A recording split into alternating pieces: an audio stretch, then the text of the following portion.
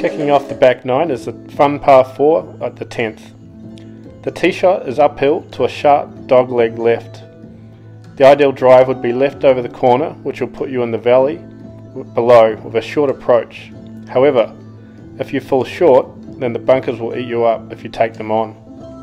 The approach is downhill, but don't go long as the green slopes from back to front. It's a tricky hole that you need to have your thinking cap on for.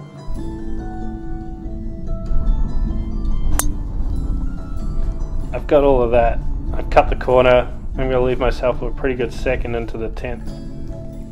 Now I'm aiming to avoid the bunker, so I'm playing it safe here. Just trying to get it left onto the green somewhere to give me a putt for birdie. I do a pretty good job, just slightly on the fringe. Got a birdie putt, unlikely, but always a sniff. Gets a horrible bobble there. Tracking. Going to be a tap-in par to get the back 9 started. The 11th is a par 4 dogleg to the right that seems easy on the surface. However, the monster dune on the corner provides a testing defence. Try avoiding the bunkers on the right side of the fairway off the tee. If you are long enough and want to take them on, then you can get close to the green. The approach shot is to a large open 2-tier green that is firm and quick. You want to make sure you have enough club to reach the centre of the green. That will provide a good look at birdie. I remember standing on the tee here thinking, come on, hit it down the middle or down the left, do not go right.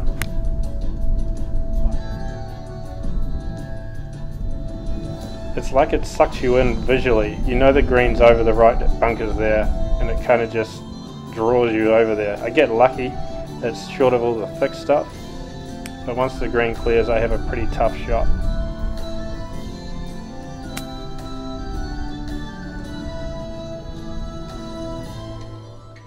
After hacking it out of the long stuff, I'm faced with a similar scenario to the front 9, where I'm having to chip long in order to make sure I get it onto the green, at least give myself a putt for par.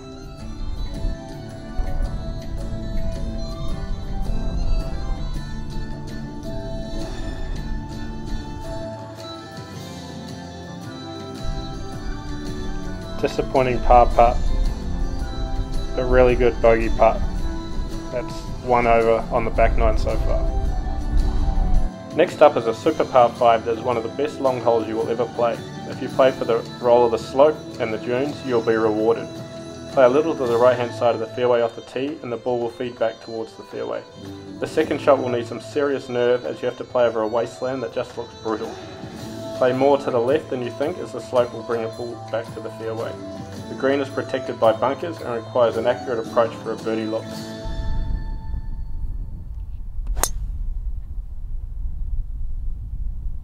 Not a bad tee shot, it just leaves a harder second shot if I aim to go over the wasteland because I've got a lie in the rough. I think that I've done enough to get just over, but unfortunately it doesn't carry the end of it as I find out when I get up there. Leaving a long bunker shot in, which I'm not used to, but I'm pretty happy with that.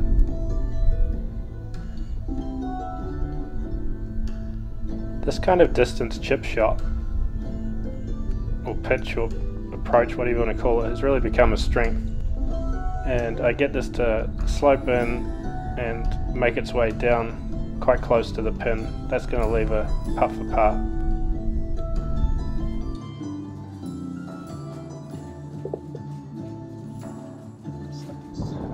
Side it, this one. Straight.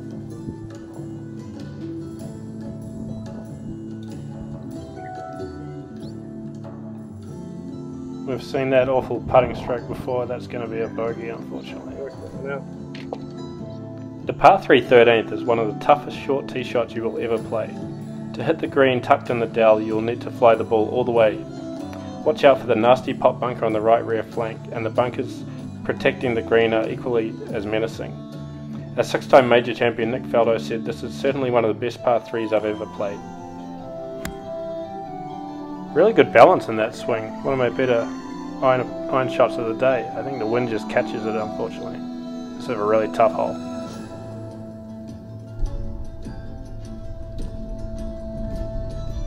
We've seen this before, where I have to chip up and make sure I go long, leaving a downhill putt.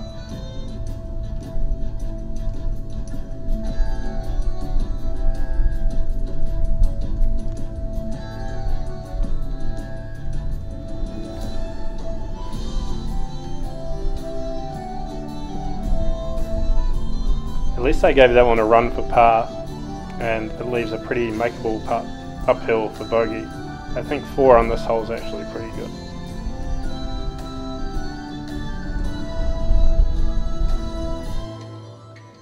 The tricky par 4 14 follows. Play the hole from one of the most spectacular tee boxes on the course. You can take on the corner, but those who miss left are going to be punished by a large wasteland bunker. Depending on the wind, the uphill approach to the green can be 1 or 2 clubs more than the yardage suggests.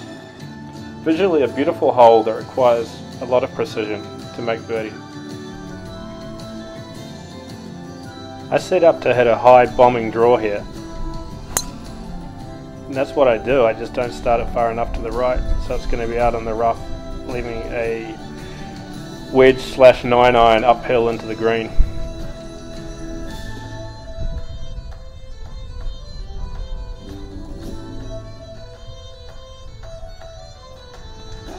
Always tricky coming out of the rough. In retrospect, I probably needed a bit more club.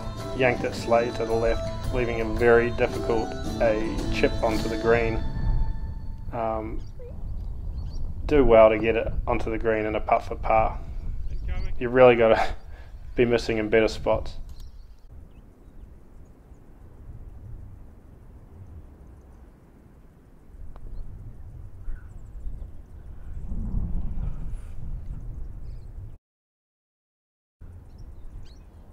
Pretty good.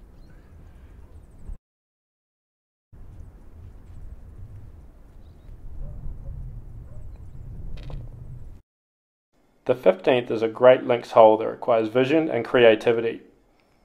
Get off well from the tee and no bailing out here, as you have to hit it straight or slightly to the left. If you are long enough, then you can ride the slopes to get down to the bottom of the hill. The percentage approach shot is not aimed to the centre of the green, but in fact to the left bank. Hit it here and the ball will feed back naturally to the centre of the green. A super fun hole because you can play it so many different ways.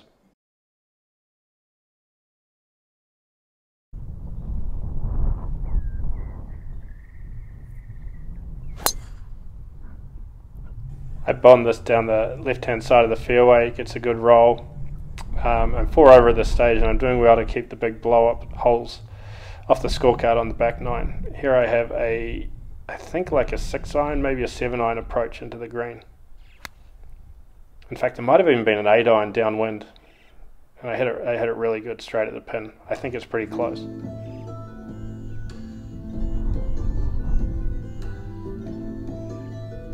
I get up there to find it's run just to the back part of the green, which is going to give me a first birdie look on the back 9, hence the birdie alert. A long one at that, just trying to get it up over the ridge to leave a makeable par putt at worst.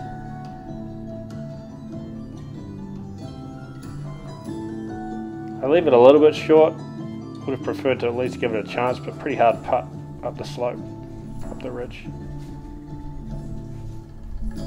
And that's a brutal lip out for bogey.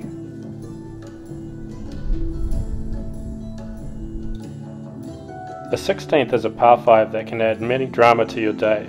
You'll be tempted to bomb a big drive to get home in 2 by hugging the left hand side of the fairway. A good drive will allow you to have a go at the green with your second shot. The green is sloping from back to front and with many undulations.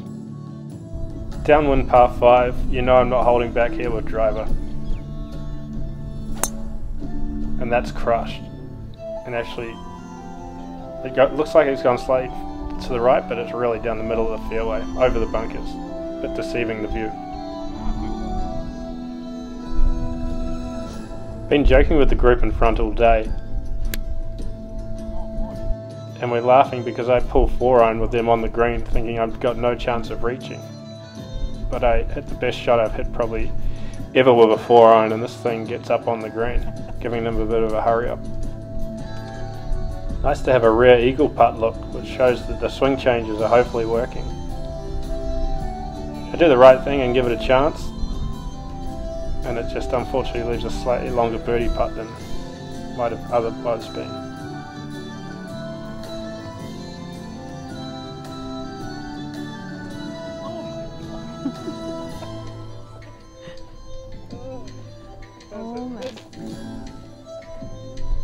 As you get closer to the end, 17 is a great par 3 that will make or break your round of golf. A well-guarded, heavily bunkered, elevated green does not give you many options here. The best shot is to try hit a high and land it as soft as possible. Just hitting the green here is an achievement in itself.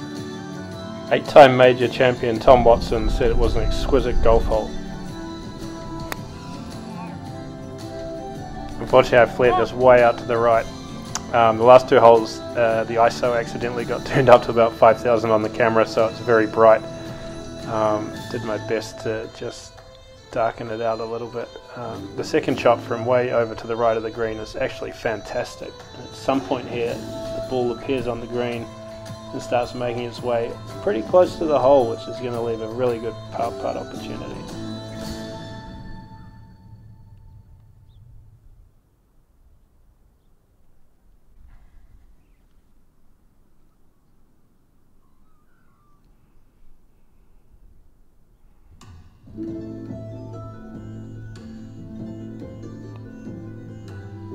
It's tough to watch that putting stroke. That really needs some work.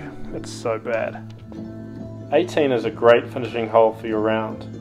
From the elevated tee, the idea is to hit a solid shot down the middle into the beautiful natural valley. The uphill approach on this hole has teeth. A safe second shot aims to the left centre of the green to avoid the gathering of bunkers. Walk away with a par 4 here and you'll feel satisfied that you have passed the test.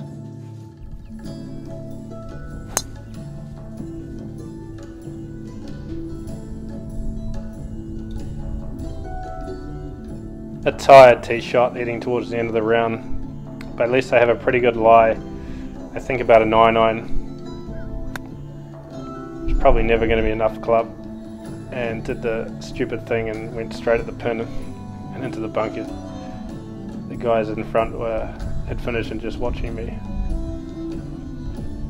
and they're pretty impressed with that out, which hopefully is going to lead to a par to finish the round. I say hopefully because nothing's guaranteed with my putting stroke.